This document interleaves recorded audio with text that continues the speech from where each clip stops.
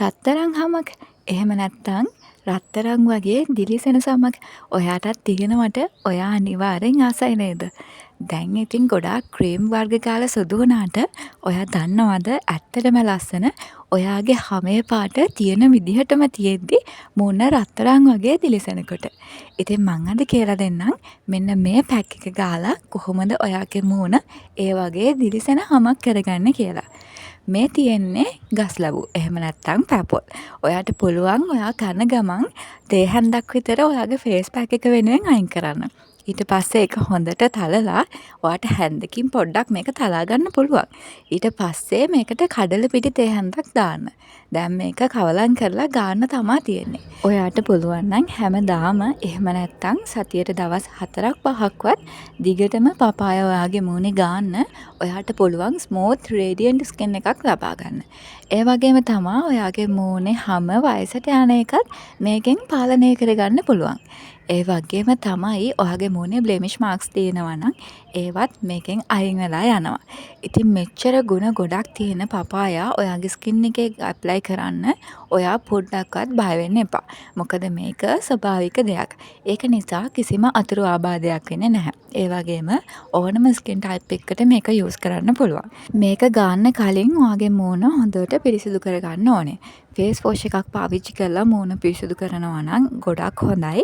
ඒ වගේම තමා ඔයා ස්ක්‍රබ් කරන කෙනෙක් නම් ඔයා ස්ක්‍රබ් කරන දවසට මේක යූස් කරනවා නම් ගොඩක්ම හොඳයි.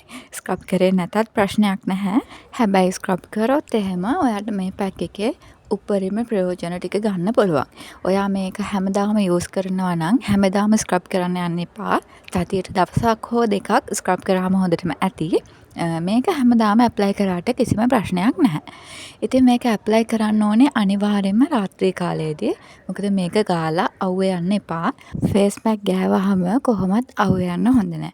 ඔයා මොන જાතියේ හොඳ ප්‍රොඩක්ට් එකක් පාවිච්චි කරත් ඔයාට අවුවේ ගියාම ඔයාගේ හමට වෙන හානිය නවත්ත ගන්න බෑ.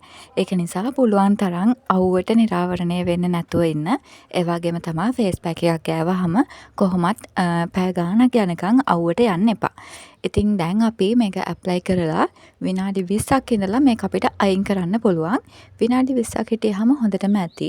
මේකේ පෝෂණය වැඩිපුර ගන්න කියලා මේක හොඳටම වේලෙනකන් ඉන්න එපා. එතකොට ඔයාගේ මූණේ මේක නිකන් අර ඝනකම් කට්ටක් වගේ වේලෙනවනේ. එතකොට ඔයාගේ හැම ඇදෙන්න බලනවා. ඒක නිසා ඔයා මේක හොඳටම වේලෙනකන් ඉන්න ඕනේ නැහැ. විනාඩි 20ක් හිටියාම හොඳටම ඇති. මම මේ channel එක කරන ගමන්ම මගේ ස්කින් කෙයාර් වැඩ ටිකත් කරගන්නවා. ඉතින් ඔයාලා දන්නවා මම දැන් මාස 3කින් විතර කිසිම වීඩියෝ එකක් මේ channel එකට අප්ලෝඩ් කරලා නැහැ. ඉතින් මගේ ස්කින් කෙයාර් වැඩ channel එකත් එක්කම නැවතුණා ටික කාලෙකට.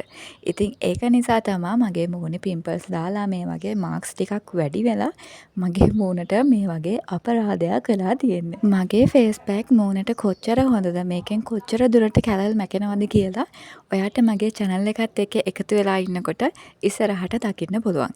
මොකද මේ channel එකේ මම ඔයගොල්ලන්ට අරගෙන එන්නේ මට ලැබුණු ඇත්තම රිසල්ට් ටික නිසා. ඉතින් ඔයා වීඩියෝ එකත් එක්ක දිගටම එකතු වෙලා හිටියට ඔයාට ගොඩාක් ස්තුතියි. ඒ වගේම මේ channel එකට ඔයා කැමති නම් මේ වගේ වීඩියෝස් බලන්න කැමති නම් ඉක්මනින්ම channel එක subscribe කරන්න. ඉතින් අලුත් වීඩියෝ එකක් අරගෙන ඉක්මනින්ම හම්බෙමු. ගෙහෙන් එන්නම් පරිස්සමින් සතුටින් එන්න.